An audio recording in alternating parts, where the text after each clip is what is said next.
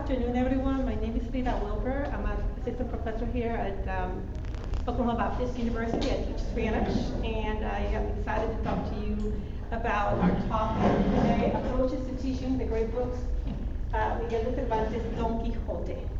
And so, having said that, let's just get started.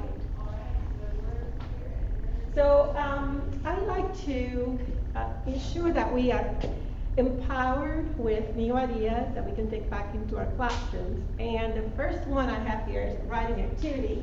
But because I know time, we will not necessarily do it like that. But for instance, one of the things I would like you to do right now is I'm asking this question, and I would like for you to talk about it in your tables. All right? The first question I have up there is, what do you think Don Quixote is about? What do you think Don Quixote is about? So I know that you're by yourself, so I'll go over there in a minute, or you can, right? You're social distancing, of course. But talk about that, and if you get done with that question, then the next one is, why do you think through generations it has been considered a great book? So that's two questions that you have, and because of time, we're just going to take a couple minutes, all right? So any questions to this point? Nope. Go.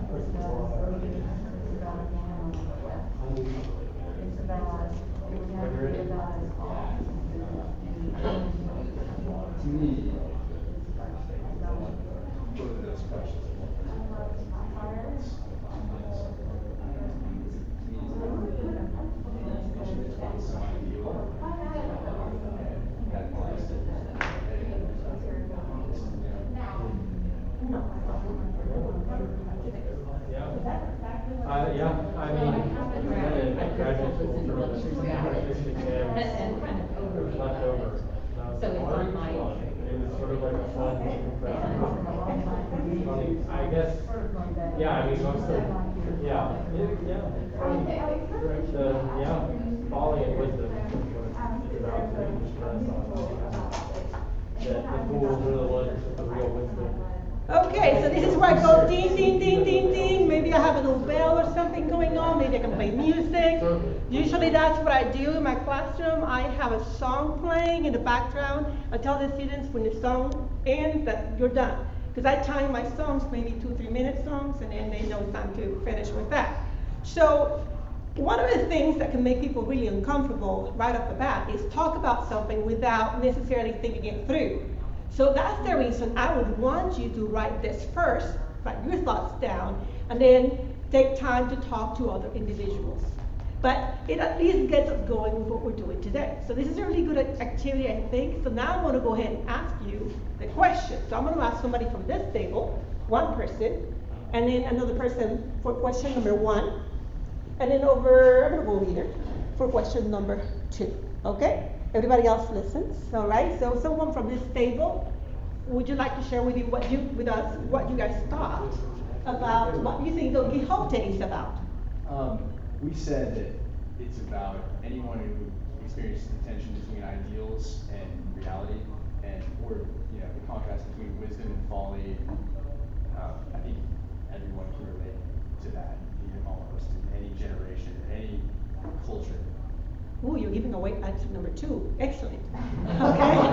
Woo-hoo, kudos to that group. And over here.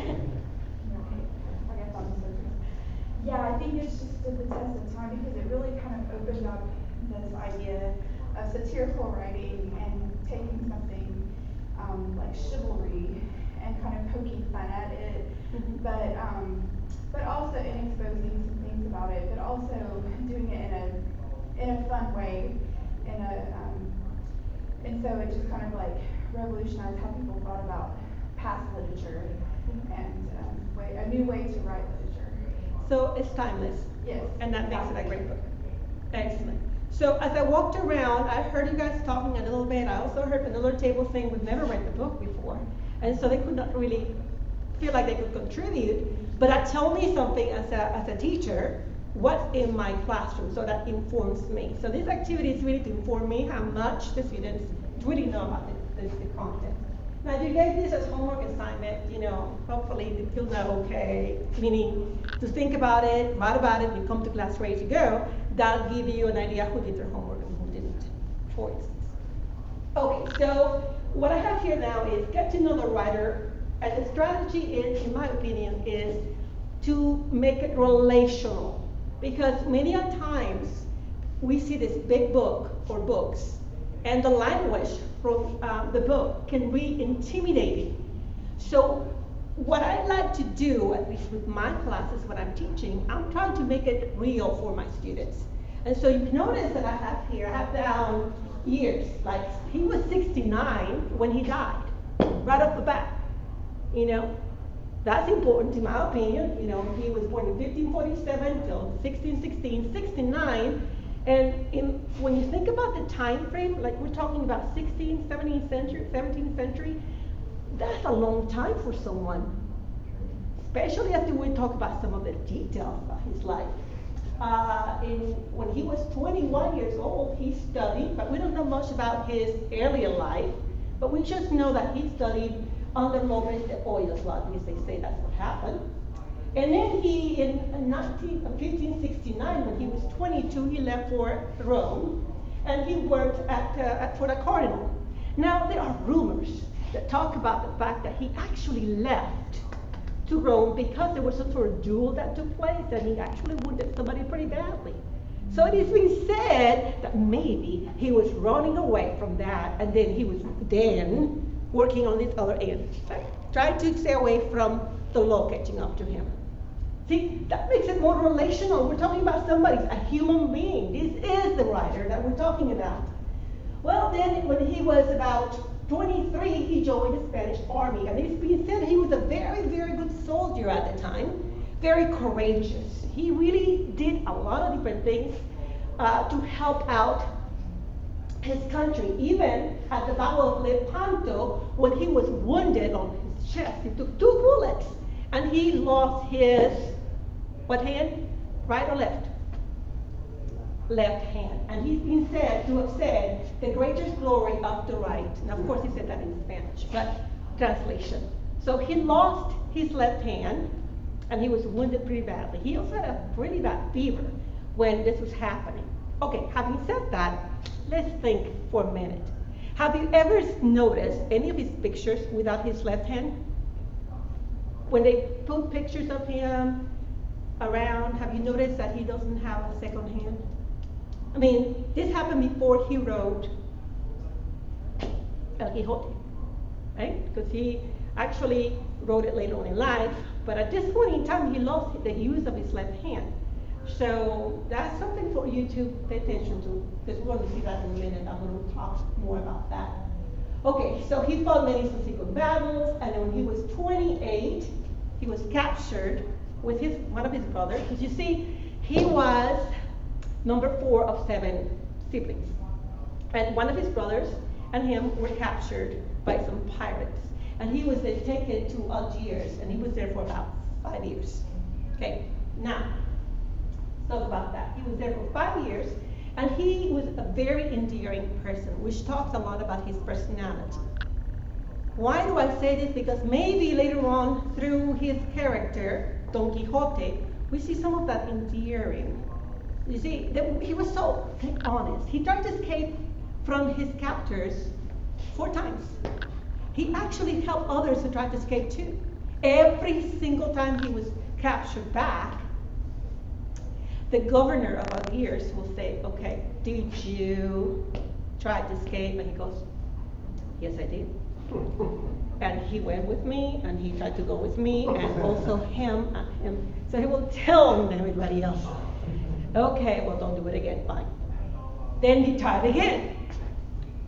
Did you try to escape? Well, yes, I did. I am so sorry. You know, every single time. He just had a way. It was such an innocence in him when you think about it. He was also very observant, by the way. So he actually, his life was saved several times because the governor of Algiers actually liked him. So having said that about him, let's see what else happened with him. He was actually ransom. He had a ransom on him, and the Trinitarian order of priests were the ones that took him out of that situation after 5 years. His family didn't do it. The government didn't do it. There were priests that paid his ransom. He was able to go back to his life. While he was there, when he was 35 years old, he had some sort of adventure, a liaison with a young lady who was about 16 years his junior. Yep. He was 35, so 16 years. Imagine that. And after a couple years of that interesting relationship, they had a child together. And her name was Isabel de Saavedra. All right, so the baby is born, and this young lady says, enough, I'm done with you, I'm leaving. So she left him. Of course, we went real fast through this, obviously, there's more to the information. When she left him, he was not happy about it, but there was nothing he could do. So what does he do? He got married when he was 37 to Catalina de Salazar. Rumors has it that he was not a very happy camper. The marriage was not necessarily a good one. But they were married and they had several kids together. All right, so he was poor from the beginning. He's still very poor at this point in time, and he also, by the way, he died very poor. Just have to tell you that right now because of time. So during this time, he tried to get a job. And for a couple of those jobs, he actually had to deal with money, like collecting taxes or charging people for money to give back to the government. Okay, government, excuse me. Here's the problem. The problem is that he was not a very good person managing money. He could not really handle the money real well, and he got in trouble. So because of that, he was actually in prison, was put in jail. And so this happened when he was about 51 years old, 51 years old. It is being said that while he was in prison, that's when he started to put together the part 1 of El Quixote. So he was not free when this happened. He was actually, the rumor has it, in prison when this took place. So later on, when he was out of prison, and by the way, there was not much information after that for 4 or 5 years. When he was 57 years old, he actually had the volume 1 of Don Quixote written, and he sold the rights of it for part 1. And the money that he got was it. He didn't get any royalties after that. So you know what happened. He was not very good managing money. So after that, the people really, really liked his volume 1. It just took off. But he got no money from any of the sales any longer. Right? Later on, in 1615, and there's so much more that goes into it. Because of time, I don't know how much time I have left. Can't go into all the details. But in 1615, he went ahead and produced the second volume of Don Quixote, which went really well. And once again, he didn't really get much because look at the year, 1615. When did he die? See, go back again. He died in 1616. So not much time after that, he passed away. And of course, there are other things that were published that he did, but we're not talking about those things right now. We're just trying to camp down with Don Quixote. So now, here's the question I have for you. You have a picture. I took this picture when I was in Spain.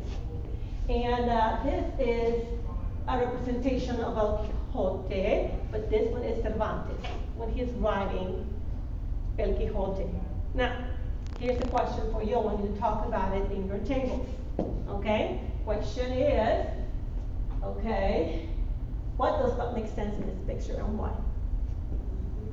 Talk about it in your tables. On the story, very briefly, I mentioned a couple of things that about El Quixote, right? So look at the picture very carefully. Excuse me, about Cervantes. Look at the the picture and tell me what does not jive about Cervantes. This is him writing El Quixote.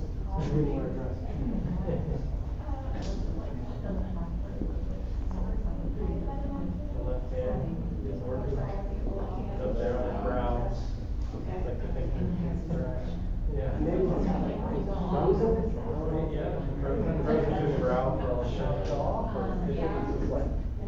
mutilated, you know.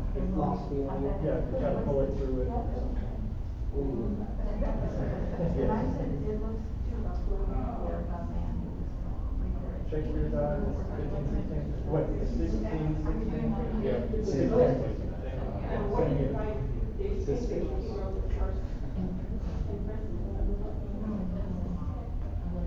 All right, so I'm gonna go over here, hold here. No. No? Just, 5 minutes? that's my answer. Oh, yeah, 5 minutes. Okay, so what's one thing back there that you noticed? He has both hands. He has both hands. Okay, what's another thing you notice? He looks pretty well off. Mm-hmm, very good. And there's one more thing here. Both hands. written in prison, and that is not prison. There you go. I mean, that's a nice prison if you want to be one. So that would be a conversation that students could have based upon that brief story that I shared with you. Okay, so we're talking about strategies for the activities. Another one that you could do is, I love this quote, by the way, by Francisco. Don Quixote was the wisest man never born. Notice that at times I even say Don Quixote, and I was really talking about Cervantes, because really El Quixote took life, and Cervantes went on the side. He's even more famous than Cervantes. Okay, so on this particular activity, we have an activity that's called I do, we do, sometimes or 2 or 3 do, and you do. What do I mean by that? So this is what I would do in my class. There is a place where I think in one of the chapters that we talk about the horse, Rocinante. Rocinante, according to Cervantes, he is the one that's guiding El Quixote in all his adventures. So wherever Rocinante goes, Quixote goes. So quickly I will have a conversation with my class about this, and I will say, is that really the way that our life to this day, should be like? Let's compare that to, let's say, the scriptures. Is that what God says that we should do with our lives? Or compare that to just the way that life should be, right? Should we let others decide where we should be going? And then students are going to say, well, I don't think I'll have a conversation, and then you're going to lead that. That's the I do portion. Now, when I say we do sometimes 2 or 3 do, then I'm going to have you in small groups like I have you right now. And I will say, okay, let's talk about the adventure of the windmill. Here we have Sancho telling Quixote, don't go, they are not giants like you think. You're going to get hurt. You and Rocinante are going to get hurt. But what does El Quixote does? He goes no matter what. Now here's a question that I want you to talk about. You won't do it now, we only have 3 minutes probably. But talk about the fact that, would you do that for your friend? Would you try to help your friend if he were to be getting in trouble? Even though your friend does not want to listen to you, what would you do? Right? So then I'll let you guys talk about that, and I'll move around just listening to your conversations. So I'm trying to take something from the past and make it real to the present. And then finally, what the you do will be, now I want you to think about this and write about this. Think about Don Quixote's love letter to Dulcinea. He gave that love letter to Sancho. Sancho knows that Dulcinea does not exist really the way he thinks. She's some lady that works out in the field. She's not a rich lady out there, right? So what I'm going to say like this is, he lied to him, not once, but twice. The first time, he tells El Quixote, oh, she just put it on the side.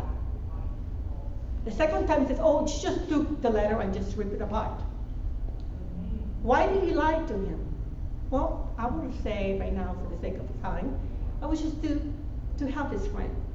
Is it okay to lie though? Is it okay to tell the untruth? What makes that right or wrong? Think about that and write about it. That could be homework, or it could be something to do in class. And while that's happening, you walk around and listen and see what they're writing about, or it could be homework. That's what they do on their own. They have to think about it and apply it in today's day and age. This is one of the reasons why this is so important. Another activity is a comparison activity. Comparison activity within the book and also could be with other books. But on this one, This is a comparison of the merchants and the chain of slaves.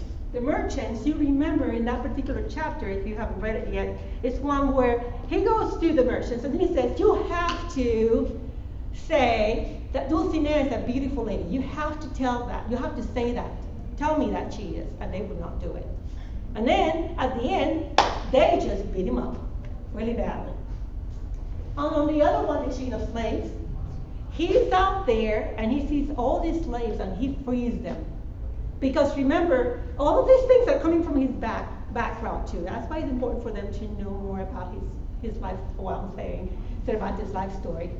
But he frees them, and then he tells them, okay, as a payment back to me, I'm going to ask you to go to Calabozo and tell Dulcinea, that she is worth it. She is beautiful. And the guys are going, really? So what do? They beat him up. And then after that, so now I want to compare and contrast. So this, if you read the stories and the chapters, you can get your students to do that. Now think about that and think about life, all right? Or compare that with another book, So that's the kind of thing that you may want your students to do with that. Okay, I believe this is our last activity that I will do with them. I will provide them a prompt, like this one, and also will provide them a vocabulary. So I want them to use, they're going to write their own chapter from El Quixote, okay? But I want them all to have the same prompt. Maybe that's the way to get them started. And then I'm going to give them some phrases and things of this nature. If I were to have more time, I would also go into and talk about, there were phrases that he would use that he had a very special way of talking, El Quixote, I would say. And so I would add those in too. But then I will have all my students as a project work on this chapter on their own, and then I could potentially put them all together, and then they could read about it, later on. But that would be another activity that I would do with them, so to ensure that they're really understanding more about Cervantes, El Quixote, putting it all together just like that. And I know I kind of run out of time, probably 2 Hispanic minutes, that's what I like to say. I take my stretching of time. So these are the words cited. Thank you so much for your time. I know I went really fast, and I know that later on we have time perhaps for questions, correct? All right, thank you, and I know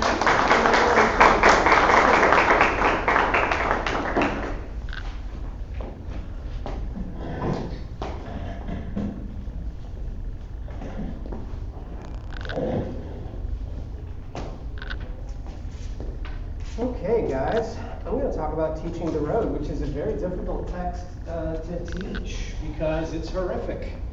But life is horrific, so it's okay. One of the things I enjoy about teaching this novel, first of all, it's one of my favorite novels, is it's a book about the end of the world for what you might think of as the end of the world, or toward the end of Western civilization. But it's also a work about renewing the world. The best way to teach this text is to allow the text to upset readers, because this is what Cormac McCarthy is doing in this text. What I like to remind my students is that most of the things they take for granted, most of the things that orient their day, their lives, their joys, their purpose, their direction, are taken directly from society. And McCarthy imagines a world where all of those things are stripped away. And he makes them ask, is there morality, is the reader's morality based on, let's say, civil order? Conrad in Heart of Darkness, there's this question that Marlowe asks, where he says, reader, you can't understand what it's like when you don't have the concrete under your feet, when the policeman isn't there to keep you in line, when the priest isn't there to judge you, when your neighbors aren't there to, social judgment. What are you capable of? And I think particularly for a contemporary world that moves so quickly, where we're not asked to slow down and we're often not challenged to consider our own beliefs, this text can be upsetting in just the right way. And but you have to, as a teacher, be willing to let students sometimes sit with uncomfortable feelings.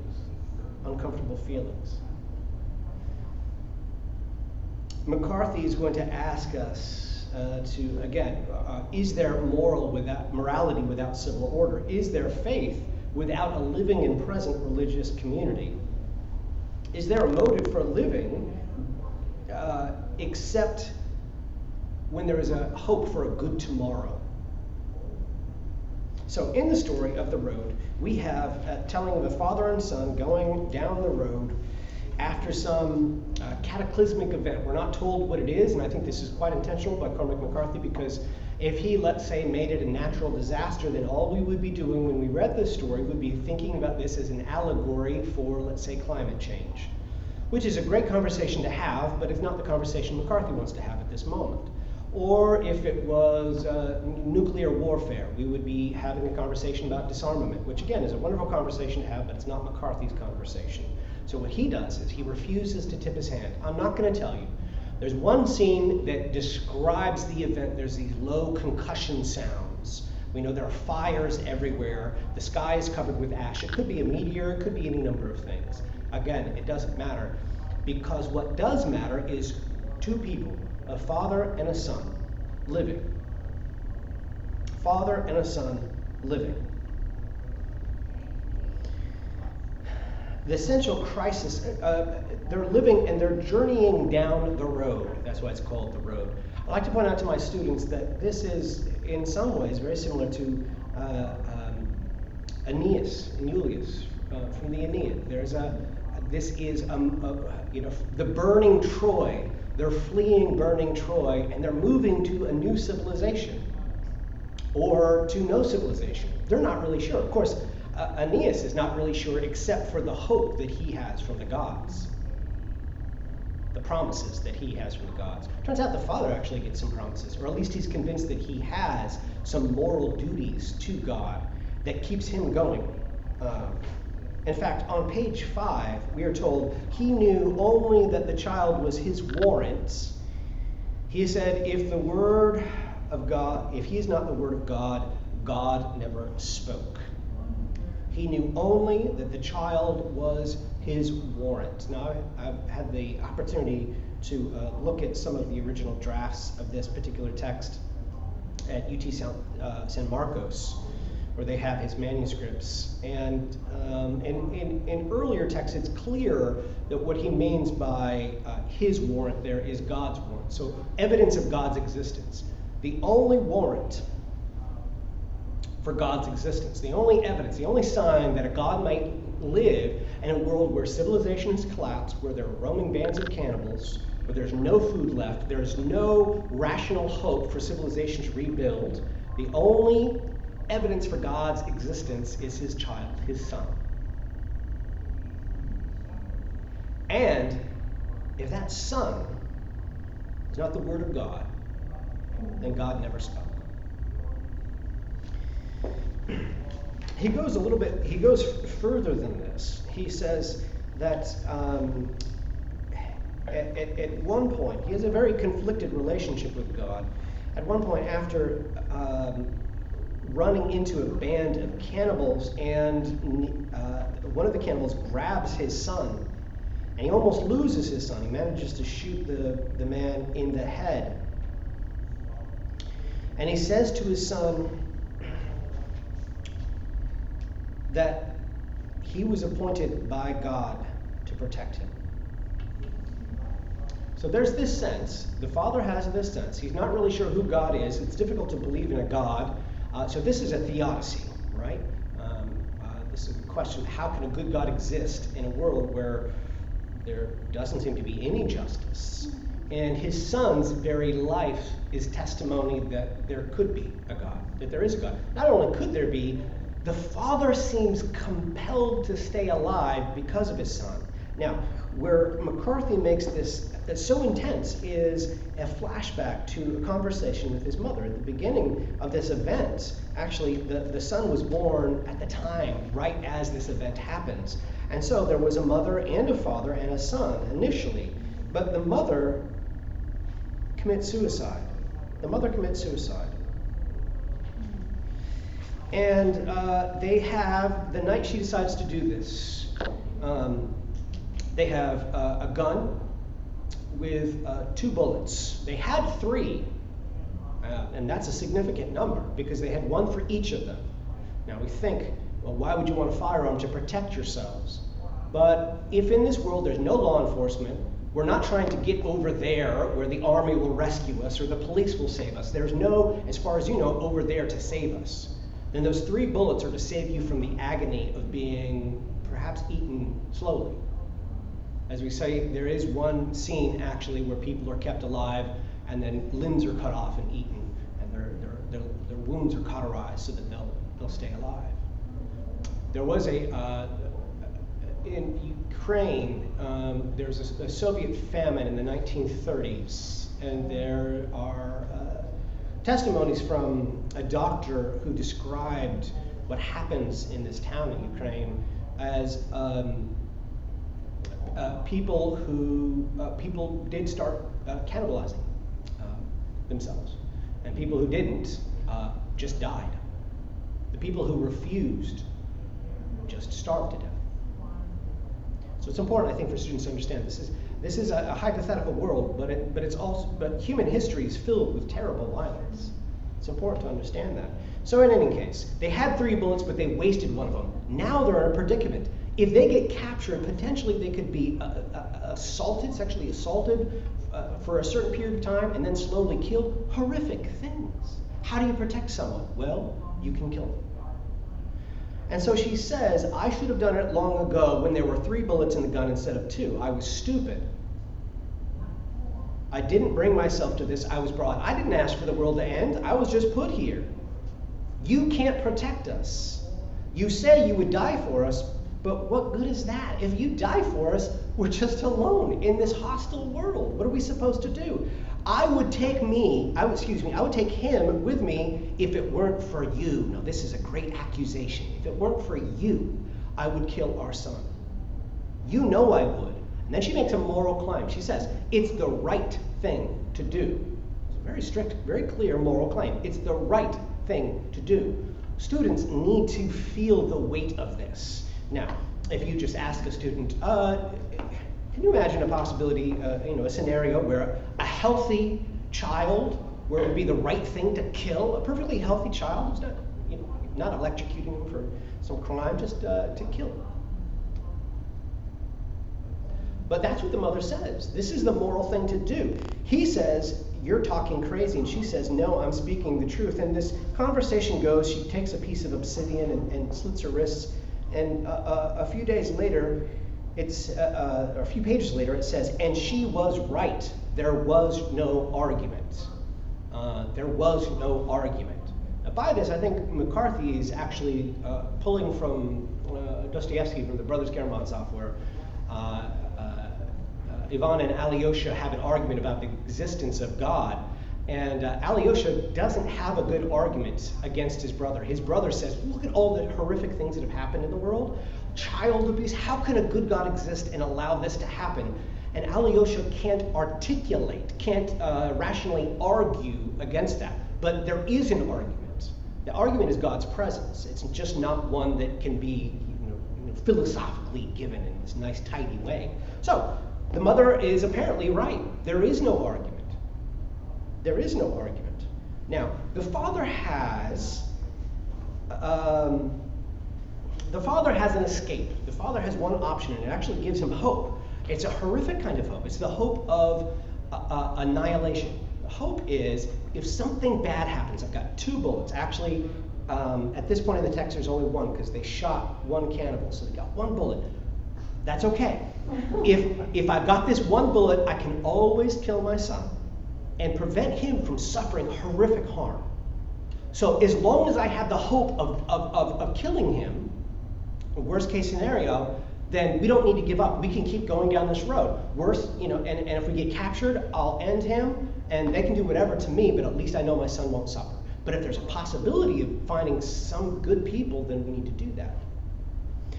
The difficulty, the problem with this, there's actually a number of problems. One is, and he asks himself this, what are you going to do if the gun won't fire? And he says, could you smash his brains? Could you grab a rock? Is there such a man in you that you know not? Is that inside of you that you could do that? And if not, what are you going to do? But the father has what, from the mother's materialist perspective, is an irrational hope that it is right and good to keep his son alive, that it is not right for a father to murder his son. So the father persists until they get to the scene that I already described, where they find in a cellar people who are being held captive and were being slowly killed and eaten. And at that point, they run from this house because some cannibals return home, and they're being hunted in the woods. And the father realizes, we can't both escape.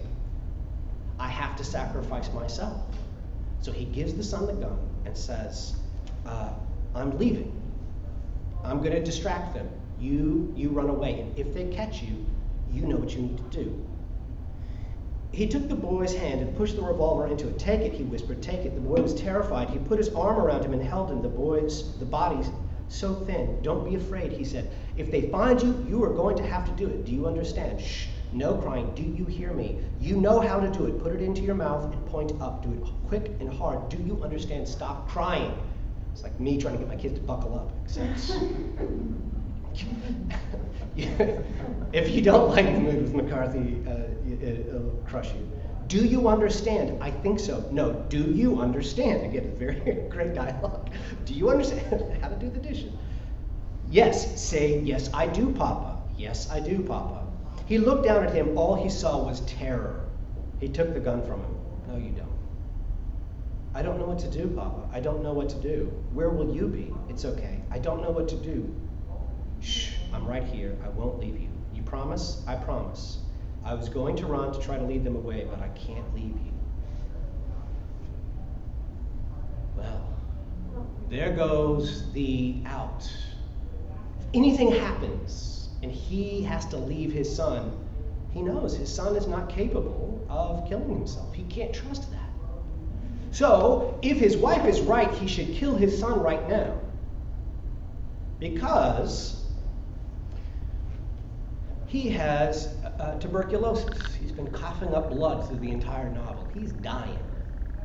And when he dies, if his son is not killed, or with good guys, that means he will be abandoning his son in a famine, in a war zone, at the end of the world, knowing that his son doesn't have what it takes to protect himself by ending himself. Normally, if a father abandons a child in a war zone, in a famine, we call that abusive, unethical. And we need to feel this. I need my students to feel this. It makes them uncomfortable, and it should make them uncomfortable. Because what it does is it asks questions about ultimate meaning and ultimate purpose. Now, the end of the novel. So I mentioned that I was able to look at the drafts of this, and one of the interesting little margin notes that McCarthy wrote was Kierkegaard, Abraham, and Isaac. And so McCarthy is very consciously thinking about Kierkegaard's Fear and Trembling, where he explores the absurdity of Abraham being called by God to kill his son, to sacrifice his son, and yet also God promised that that particular son would be the son of promise. That doesn't make sense. And Kierkegaard says, pastors chicken out. When they preach about Abraham, they either say, he knew God wasn't going to really, that ram, he knew the ram or something was going to happen. He knew God. He just wink, wink, right? Or they whip out and say, yeah, Abraham was, at that point, he's a nihilist. He figured God is not going to be a God of his word. He will not keep his word. It's over. The promise is ended. and I'm going to kill my son. And so Kierkegaard says, no, you have to, if you're a good pastor, you have to preach that it's that tension in between. That at the same time, Abraham believed God has called me to sacrifice my son, and at the same time, God will provide a line through this son. I don't know how. And Kierkegaard says, as the knife, even as he's holding the knife up, he has faith. He has faith. And then God provides a ram. Now, in this novel, I think what we have is an inverse of that very conundrum, of that very question of faith. Rather than being called by God to sacrifice a son, which is something Kierkegaard says, if Abraham went to Sarah and said, hey, God told me to kill our son, so I'm going to just go up the mountain and do that, she would say, you're crazy. You're crazy, old man. You're not taking our son. Actually, the wife said that to the husband, except not sacrifice him. You're wrong to keep him alive. The act of faith in this novel is living. To live in this world is an act of faith. Because you don't know what's going to happen to your child. But the father knows he has been called by God to obey and to protect his child. That's what he knows. That's what he knows. And the child is the evidence of that burden. Now, at the very end of the novel, as the father is dying, there is a moment that I think is very similar to Abraham raising the knife. Except for the father, that act of faith, that ultimate act of faith, is not shooting his son. He tells his son, you need to keep going, because he's dying. And the boy says, just take me with you, please. And the boy knows what he means by that. Take me with you. I don't want to continue to live if you're gone. They had talked about this sort of thing. And the father says, I can't. And he says, please, Papa. And he says, I can't. I can't hold my dead son in my arms. I thought I could, but I can't. And the son replies, you said you would never leave me. You promised. I know. I'm sorry. You have my whole heart. You always will. In dying and giving his son the gun with one bullet left, knowing that his son cannot kill himself, his father is taking a leap of faith that this is the right thing to do. God has called him to preserve the life of his son because he is a father. And he doesn't know how his son can ever be safe, but he knows that's the divine command. So he must submit, and he does. And when he dies, he doesn't get to see the ram that comes.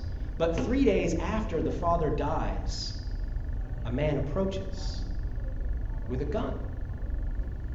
And the boy asks, are you a good guy? And he says, yeah, I guess I am. And they take the boy in, and there's a family.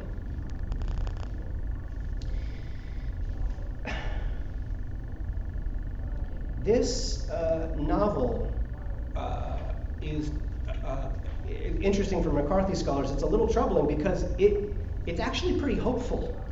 It's a rough novel, but it's actually hopeful.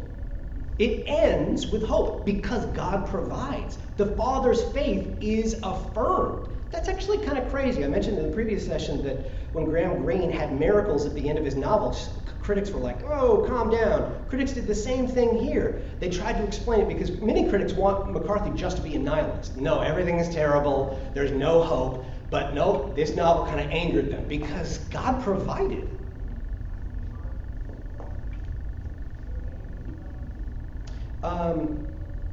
This text, as I read it with students, I invite them into this ethical tension.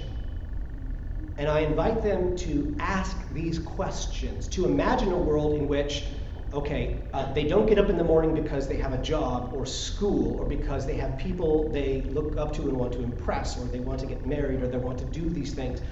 To imagine a world where none of that is possible, why live? Why live? Because if you don't have an answer for that, you really don't have an answer at all. You just have stuff that's keeping you distracted.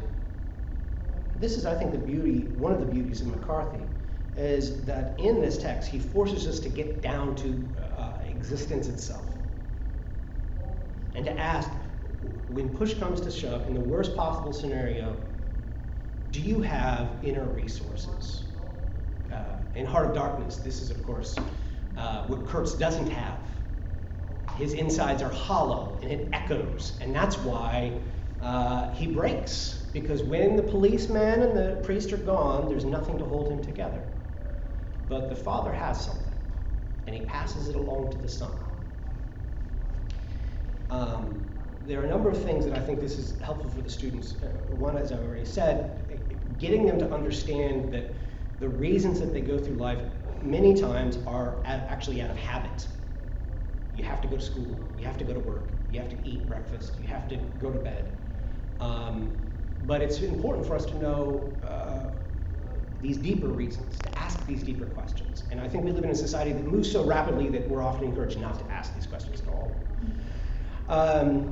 It's also important because it's a very contemporary text that I think gives an argument of faith in a very radical way and shows how that can be presented. And I think students need that. But it's, it is a graphic and horrific story, but I think, too, that students need that. Not all students, not at all grade levels, obviously, but the world is a very rough place, and it's important for us to be able to conceptualize what it means to hold, carry the fire, as the book says, when the world is falling apart around us. And also, what holds your faith together? What gives you hope? All right, so we're supposed to end at 30, so we have time for questions. Questions for either of us? Yes? I have questions for both of you, actually. When I heard you speak, Dr. Wilbur, I wanted to be in your class. Do you have an opening? Sure. I thought the same thing. You know, I remember the grimness of the movie, The Road, but I don't remember it covering all the complexities. Do you think they were in there? Were you happy with them? No, I was not happy. I just asked, my colleague just asked me, did they make a movie out of this? And I said, they did, but we don't talk about it. Even they added a soundtrack, and it's funny, this text is so haunting because of the quiet. Imagine a world where there's no hum of electricity, right? No cars. It's just trees falling and fires crackling, and that's it. But they have this acoustic guitar music in the background that tries to set the mood, and I just think, you can't do that. It has to be silence. You need to be haunted by that emptiness. So no, I watched it once and I thought, well, that was unfortunate. That was unfortunate, because I don't think it takes you on the moral ride that you need to be on. But I mean, how could a movie do that? You could have had your characters step aside and say, how can you incorporate all that in the visual drama? So I have this very cynical view that most books shouldn't be made into movies. So so I would say, they can't. They can't. He has many books that I would, if they made into films, I would never watch, but they are magnificent novels that I love to read, but I would never watch them as films. No. Yeah. I think if Cervantes had read McCarthy's novel, he would have said, "The road is better than the inn."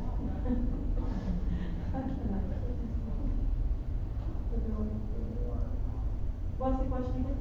Do you think Cervantes would have still said the road is better than the inn?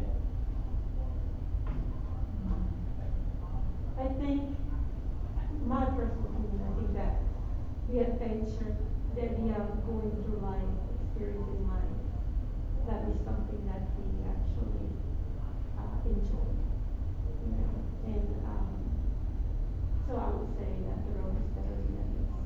That's what he said, because he learned through his, I'm thinking that Cervantes through his own life, he learned so much that he was able to incorporate that in the character of Don Quixote, who's very observant.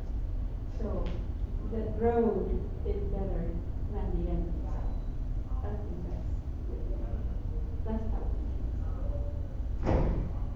Yeah. Whenever you teach the road, how noticed you talked about style, formatting. So you got to talk about it some, especially the first day, because students are like, why are there no quotation marks?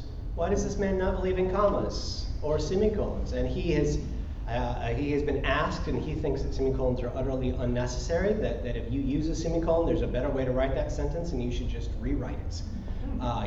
He's a very peculiar man, he also thinks, so here's how I teach the lack of quotations. I think that McCarthy wants you to be, to lose the feeling of the form of the novel.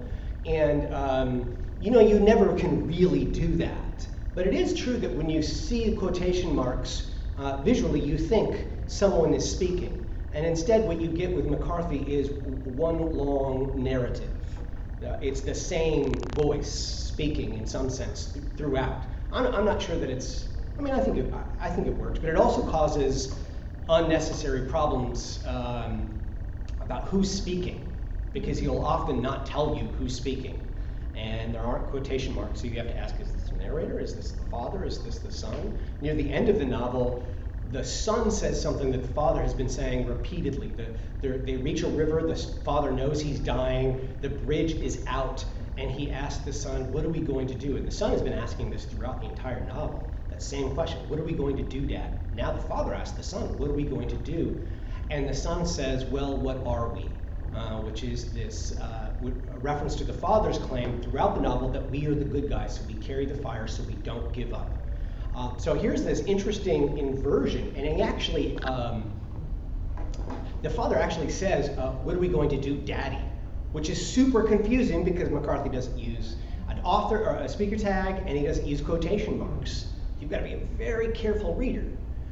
So I do talk a little bit about that and say, okay, this is meant to draw you in. And it's also meant, I think, to get you to pay attention. You got to be a good reader of McCarthy. If you don't, in scenes like that, you're going to be really confused. And I think that's an advantage. Yeah.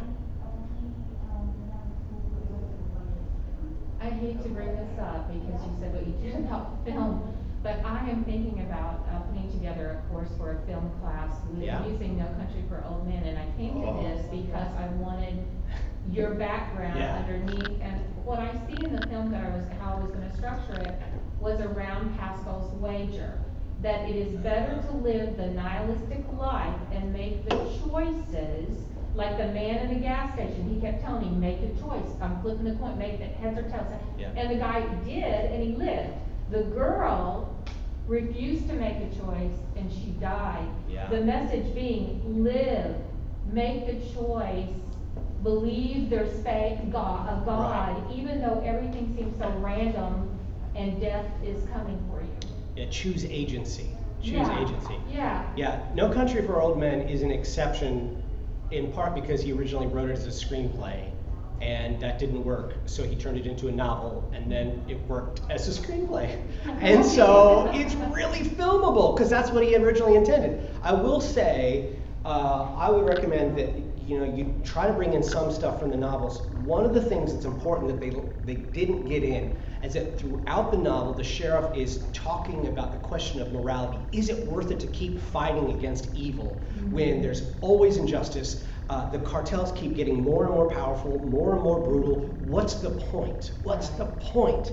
And at the end, the sheriff has to wrestle with that. They get a little bit of it in the movie, but they leave out some.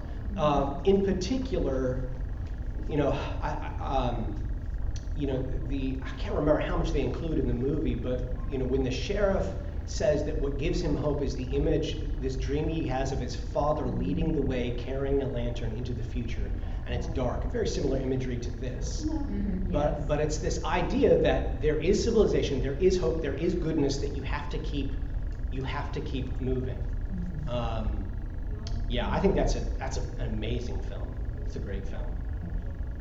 I thought it was Tommy Lee Jones knew that the evil was coming and was going to kill him, and his father was waiting in the afterlife. Oh yeah. I saw it an entirely different way than you just explained. Yeah. I saw it absolutely nihilistic. That this evil is so huge anymore, there's nothing we can do about it but leave this world. Yeah, so I think what McCarthy wants to do is carve out the space right in between. Where McCarthy is very pessimistic. He says the idea of human progress, he says is incredibly dangerous. The idea that we can progress is incredibly dangerous. We're just so prone to violence. But he's super skeptical that we're an advanced civilization and we're getting increasingly moral. So that idea that evil continues to grow and we might not be able to redeem the world on our own strength, that sheriff can't. But he also wants to say, I think, you have to follow the example of your father and continue fighting that evil. You don't get to wimp out. Somebody else might need to come along after you, but that light is going to go before you and you have to keep carrying that light. I like your interpretation better. I don't think the movie conveys it quite as articulately as it needs to. It's a great film. Coen Brothers Yes, I know, I love it. are brilliant. Well, I think bringing in the road along with it really solidifies again that it's about the faith to live no matter what's going on in the world at that time. Yeah. If I taught that movie, and I would like to, I would bring in maybe certain passages, specifically beginning of chapters where the sheriff is speaking. I don't know which ones off the top of my head, but there are some that really speak to this question of morality and that I think I think I found the ones you're talking about, and Okay. I did bring those in. Good. Because to me, that was a very essential, solid Yeah. piece, was him as the narrator telling you the struggle that's occurring. Yeah, that's the only real objection I have to that film, is that it leaves that bit out. Are there any ancient stories? Because I kept thinking there's an ancient, somewhere in there, this idea of carrying the fire for your father. Well, I mean, Prometheus stealing fire from the gods. I mean, so critics have interpreted that in this text to be, so McCarthy's pulling from that idea, which, sort of representing the beginnings of human civilization, right? Yes. Fire, Mhm. right? So that's one way of doing it. But then, the Holy Spirit, right? So, there are lots of different ways, but they sort of coalesce. And there's a little constellation of meanings that I think work together.